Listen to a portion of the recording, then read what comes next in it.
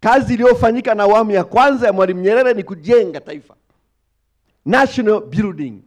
Alichofanya Mzee Mwinyi awamu ya pili ni kufungua sekta binafsi.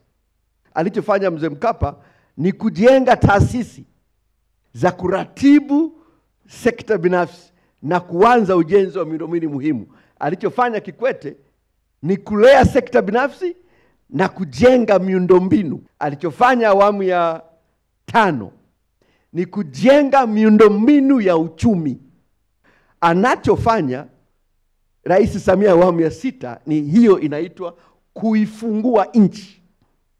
Kwamba umefanya mambo yote haya uifungue nchi ili wawekezaji wa ndani na wa nje waje wafanye uwekezaji ili uchumi ukue.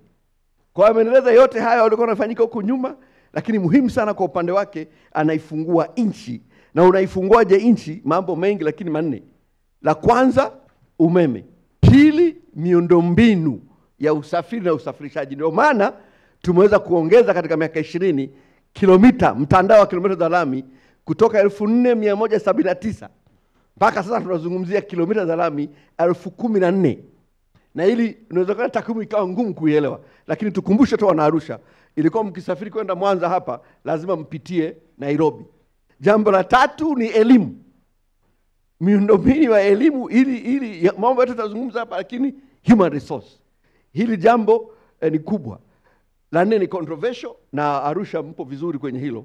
Kuna uhusiano mkubwa kati ya nchi kupiga hatua na kiwango cha kuzaana. Hili nalo ni jambo kubwa. Kwa sisi tuna energy kubwa ya vijana. Kwa hivyo kujibu swali lako, haya ndio mambo ambayo tunayafanya kama nchi ili kuweza kupiga hatua kubwa. Mwelekeo wetu ni kwamba tumepiga hatua kiasi gani?